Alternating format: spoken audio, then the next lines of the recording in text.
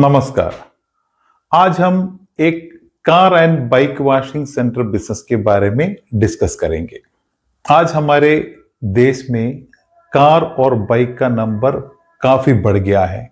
Mostly हर एक व्यक्ति car और बाइक आज के टाइम पे ओन करते हैं। मिनिमम एक बाइक तो सबके पास होते हैं और हर दिन इन गाड़ियों के नंबर काफी लेवल पे बढ़ता जा रहा है और लोग अपने गाड़ियों को, खासकर बाइक को या कार को, आज साफ सुथरा रखने की कोशिश करते हैं और अपने आप पे अगर उनको उसको क्लीन करना हो तो उनके पास टाइम का, जगह का, फैसिलिटी का बहुत इश्यू पड़ता है।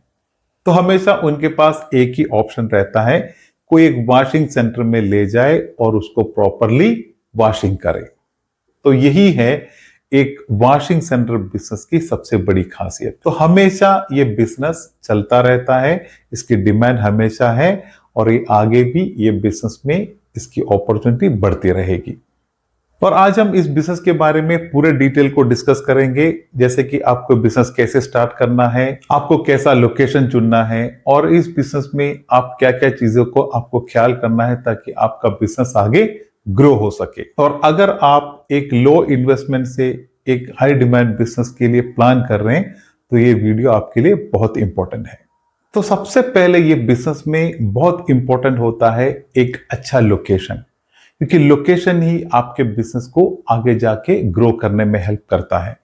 अगर आपका लोकेशन आपने सही नहीं चुने तो आप कितने भी इन्वेस्टमेंट लगाए लेकिन आपके पास कस्टमर नहीं पहुंचेंगे। हर एक बिजनेस में उस बिजनेस के अलग अलग की पॉइंट्स होते हैं, तो इस बिजनेस का सबसे इंपॉर्टेंट की पॉइंट लोकेशन ही है। तो लोकेशन होना चाहिए कोई मेन रोड के आसपास, कोई पेट्रोल पंप के आसपास या कोई रेजिडेंशियल सोसाइटी एरिया के आसपास, कोई ऑफिस एरिया के आसपास या फिर कोई भी हाईवे के एंट्री पॉइंट के आसपास। तो इस तरह के कोई एक लोकेशन पे आप इस बिजनेस को शुरू कर सकते हैं। और इस तरह के लोकेशन चुनने के साथ आप उस एरिया में, उस जगह पे 3 चीज का बहुत इंपॉर्टेंस होता है। सबसे पहले है पानी की अवेलेबिलिटी। आप देख सकते हैं कि आपको उधर बोरिंग करने की कोई फैसिलिटी है या उस तरह के कोई ऑप्शन अवेलेबल है तो आप वो देखें, या फिर आपको टैंकर से पानी लाने की सुविधा, आपको स्टोर करने की सुविधा है, ये आपको सबसे पहले देखना है। सेकंड है कि ड्रेनेज का फैसिलिटी होना चाहिए। जो भी आप वॉशिंग के जो वेस्ट पानी होते हैं आपको उस पानी को प्रॉपरली मैनेज करना पड़ेगा, तो वो फैसिलिटी, ड्रेनेज का फैसिलिटी भी आपको देखना है। और तीसरा है कि आपका जो वॉशिंग सेंटर जो है प्रॉपरली पब्लिक को विजिबल होना चाहिए, दिखना चाहिए। तो लोकेशन चुनते समय आप इन चीजों का बहुत ख्याल रखिए। अब डिस्कस करते हैं इस बिजनेस को सेट करने के लिए, फैसिलिटीज के लिए आपको क्या क्या इक्विपमेंट्स की जरूरत पड़ेगी।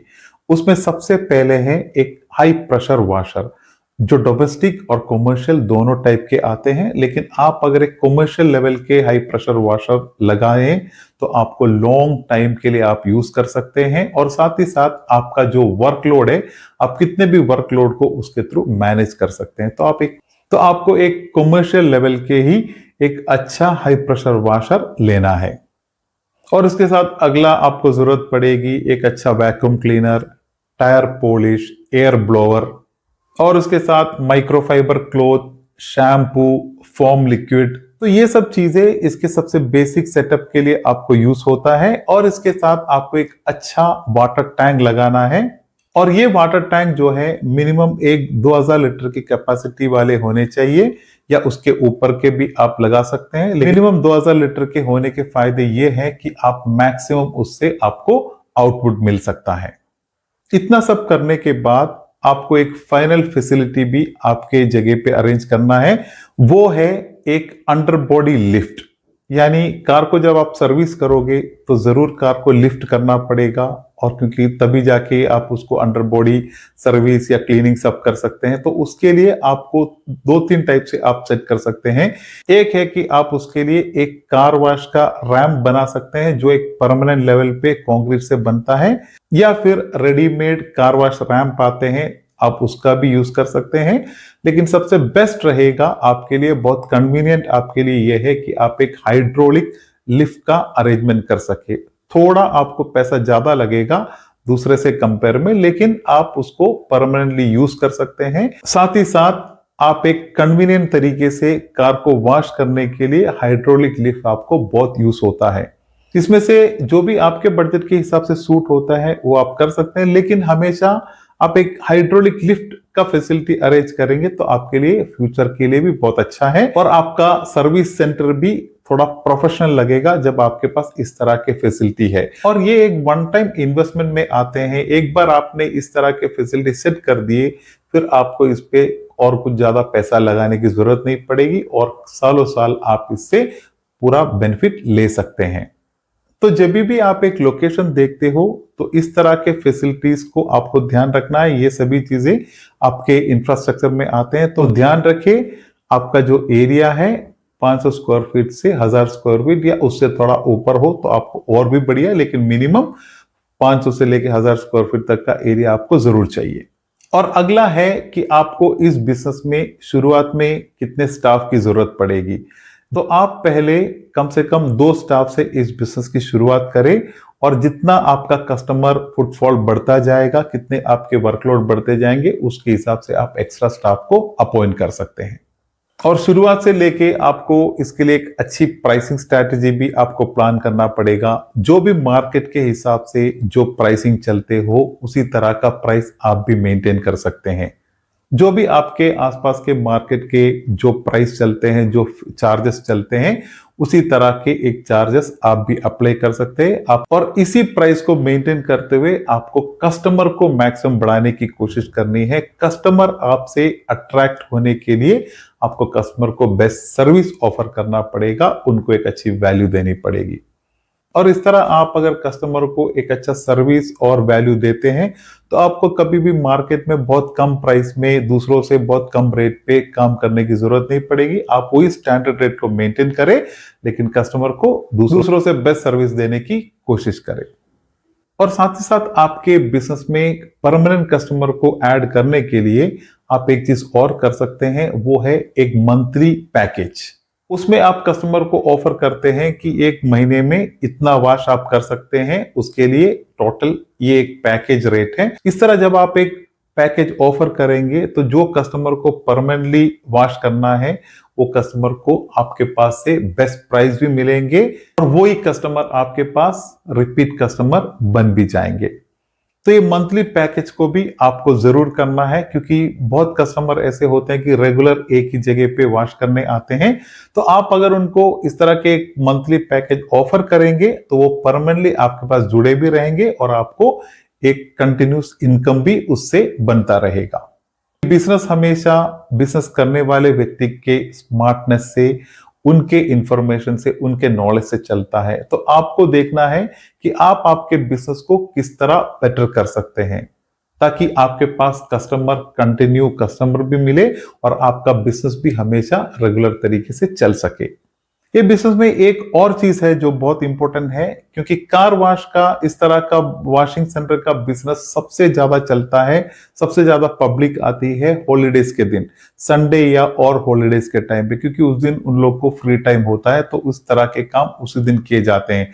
तो आप कोशिश करें कि संडे को या हॉलीडेज के दिन आपका सेंटर खुला होना चाहिए। अब इस बिजनेस के इन्वेस्टमेंट के बारे में अगर देखा जाए तो आप इस बिजनेस को 3 लाख से लेके एक 5 लाख 6 लाख के अंदर आप कर सकते हैं। हर चीज डिपेंड होता है आप किस तरह के एरिया सेलेक्ट करते हैं, आप किस तरह के मशीनरी लेते हैं, आप डोमेस्टिक मशीन्स लेते हैं, कमर्शियल मशीन लेते हैं, आप किस तरह बाकी फैसिलिटीज का अरेंजमेंट करते हैं, उसके ऊपर डिपेंड है। लेकिन इसी तरह के एक इन्वेस्टमेंट में आप इस बिजनेस को अच्छी तरह शुरुआत कर सकते हैं। सबसे इंपॉर्टेंट आपको है कि एक कस्टमर आपके पास आते हैं, वो कस्टमर को आपको रिपीट कस्टमर बनाना है। जितना कस्टमर को आप बेस्ट सर्विस दोगे, कितना फास्ट सर्विस दोगे, कस्टमर आपके साथ हमेशा जुड़ता रहेंगे। आप आसपास जितने भी गैरेजेस है आपके, उधर उनके साथ भी टाई अप कर सकते हैं, क्योंकि उधर से भी बहुत कस्टमर आपको मिल सकते हैं। तो आप आपके आसपास आपके एरिया के हिसाब से जो आप आपके बिजनेस को किसी भी तरह बेस्ट मार्केटिंग कर सकते हैं, वो सब चीज से आपको इस चीज को अचीव करना है। और कुछ बहुत इंपॉर्टेंट चीज है जिस पे आपको फोकस करना है। उसमें से सबसे नंबर 1 है, आप कभी भी बिल्कुल चीप मशीनरी का उपयोग नहीं करें, क्योंकि हमेशा उसकी क्वालिटी में प्रॉब्लम होती है, तो आपका वर्क के बीच में मशीनरी खराब हो जाए और आपका वर्क डिस्टर्ब हो सकता है। तो जब भी आप मशीनरी लेते हैं तो थोड़ा बेटर क्वालिटी का हमेशा ले। और सेकंड है, आपको वाटर वेस्टेज पे बहुत ध्यान देना है। और तीसरा है कि कभी भी अनट्रेन्ड वर्कर को नहीं रखे। जो भी आपके स्टाफ होते हैं उनको प्रॉपर तरीके से काम आना चाहिए। अगर उनको प्रॉपर तरीके से सर्विस करने नहीं आते हैं तो फिर आपका कस्टमर भी आपके साथ से छूट सकता है और आपके बिजनेस को भी आगे जाके बहुत अफेक्ट करेगा। तो जो भी स्टाफ को आप लगाते हैं वो ट्रेन्ड वर्कर होने चाहिए, क्योंकि ये एक सर्विस ओरिएंटेड बिजनेस है। तो इसमें सबसे इंपॉर्टेंट सर्विस होता है और वो सर्विस आपके स्टाफ ही करते हैं, इसलिए स्टाफ हमेशा ट्रेन्ड होना चाहिए।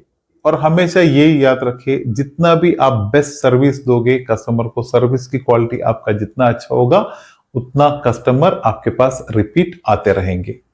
तो यही था आज के टॉपिक के बारे में। जो भी आपको इसके रिलेटेड कोई डाउट हो तो प्लीज आप कमेंट में मुझे शेयर कर सकते हैं।